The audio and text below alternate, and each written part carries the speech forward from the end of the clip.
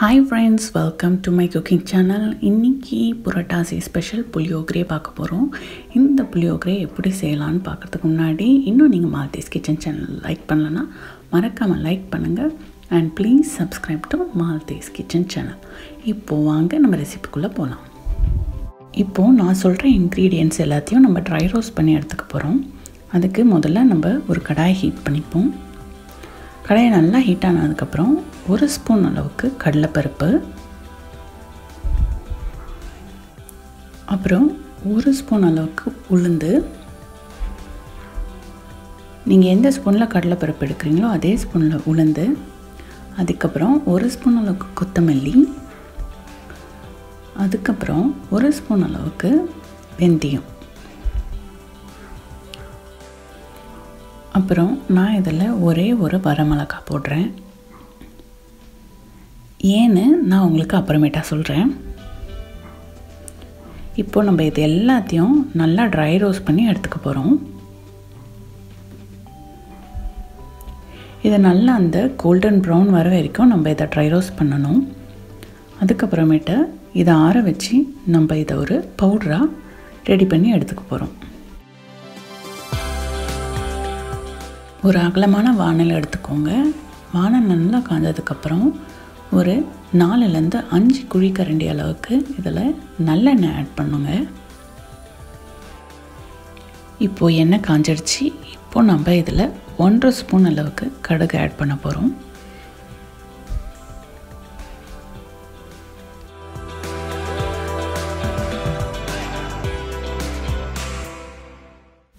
கடுகு நல்லா பொரிஞ்சிடுச்சு. நம்ம இப்போ இது கூட 1.5 ஸ்பூன் அளவுக்கு கடலைப்பருப்பு ஆட் பண்ண போகிறோம். கூடவே அதே அளவுக்கு நம்ம உளுந்து ஆட் பண்ண போகிறோம்.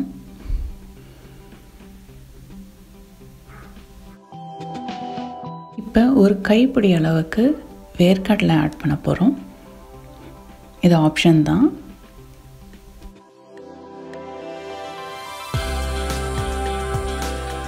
இந்த வேர்க்கடலையெல்லாம் நல்லா ரோஸ்ட் ஆகிடுச்சு. இந்த சமயத்தில் நான் ஒரு 10லேருந்து 15 காஞ்ச மிளகாவும் ஒரு கொத்து கருவேப்பிலையும் சேர்த்து ஆட் பண்ண போகிறோம்.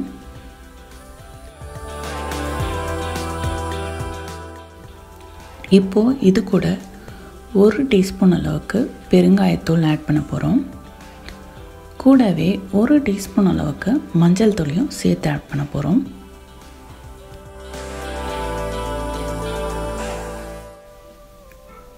கடைசியாக இதுக்கு தேவையான அளவுக்கு உப்பு, இது எல்லாத்தையும் ஆட் பண்ணிவிட்டு இப்போ இதை நல்லா கிண்டி விட போகிறோம்.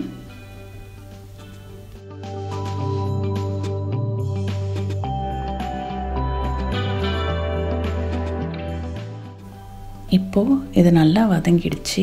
இது கூட நம்ம புளி தண்ணி ஆட் பண்ண போகிறோம். நான் ஏற்கனவே நல்லா ஒரு பெரிய லெமன் சைஸ் அளவுக்கு புளியை ஊற வச்சு தண்ணியை ஃபில்ட்ரு பண்ணி எடுத்திருக்கேன். இப்போ நம்ம இதில் அந்த தண்ணியை ஆட் பண்ண போகிறோம்.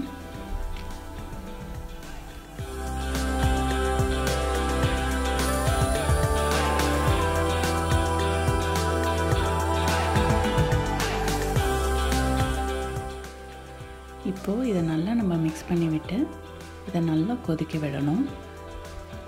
ஒரு 5 to 10 மினிட்ஸ் அளவுக்கு இந்த புளி தண்ணி நல்லா கொதிக்கணும்.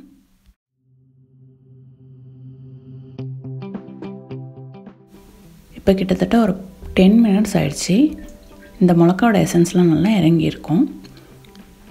இப்போது இந்த மிளகா எல்லாத்தையும் ஃபில்ட்ரு பண்ணி நான் தனியாக எடுக்க போகிறேன்.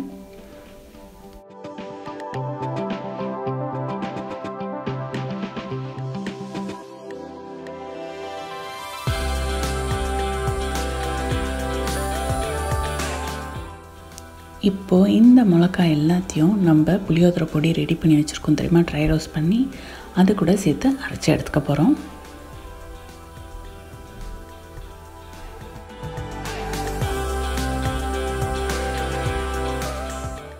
இப்போது நம்ம அரைச்ச அந்த புளியோதரை பொடியை இது கூட கிராஜுவலாக ஆட் பண்ணி நம்ம நல்லா மிக்ஸ் பண்ண போகிறோம். ஏன்னா கட்டி விழாமல் நல்லா மிக்ஸ் பண்ணணும். ஸோ இதை கொஞ்சம் கொஞ்சமாக ஆட் பண்ணி நம்ம இதை நல்லா கிளறி விட போகிறோம்.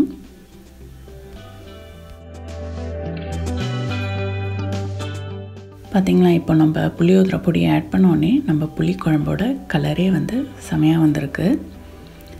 ஸோ இப்போ இது மாதிரி நல்லா கிளறி விட்டு இதை ஒரு 10 நிமிஷம் அளவுக்கு நம்ம கொதிக்க விடணும். இப்போ பாருங்கள், நம்ம புளிக்காய்ச்சல் ரொம்பவே சூப்பராக ரெடி ஆகிடுச்சு. இப்போது நம்ம ஏற்கனவே வடித்து வச்ச பச்சரிசி சாதத்தை இது கூட சேர்த்து நல்லா கிளறி புளியோகரை பண்ண போகிறோம். நீங்கள் உங்கள் ரைஸுக்கு தேவையான அளவுக்கு காய்ச்சல் எடுத்து வச்சுட்டு மீதி காய்ச்சலை ஒரு ஏர்டைட் டப்பாவில் போட்டு நீங்கள் ஃப்ரிட்ஜில் ஸ்டோர் பண்ணிக்கலாம். ஸோ நான் இப்போ வந்து என்னோடய ரைஸ்க்கு ஏற்ற அளவுக்கு தான் நான் காய்ச்சல் எடுத்திருக்கேன். இப்போது இதை அழகாக உடையாமல் நம்ம கிளறி எடுக்க போகிறோம்.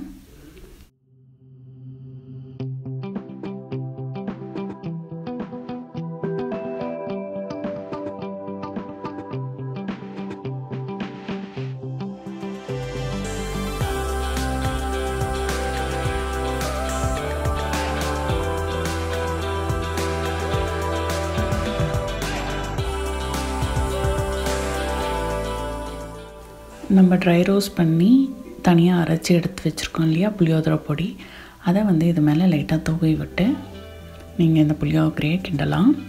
அது இன்னும் உங்கள் புளியோகரைக்கு நல்ல ஒரு டேஸ்ட் கொடுக்கும். நான் இதில் 3 ஸ்பூன் அளவுக்கு புளியோகரை பொடியை மேலே தூவியிருக்கேன். இப்போ திருப்பியும் நம்ம இதை நல்லா சாதம் உடையாமல் மிக்ஸ் பண்ணி எடுத்துக்க போகிறோம். அவ்வளோதான், நம்ம சூப்பரான புளியோகரை ரெடி ஆயிடுச்சு.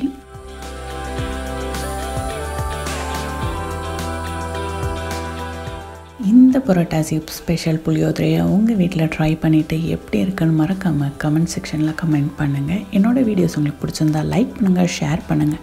இன்னும் நீங்கள் மால்தீஸ் கிச்சன் சேனலுக்கு சப்ஸ்கிரைப் பண்ணலையா, மறக்காமல் சப்ஸ்கிரைப் பண்ணுங்க.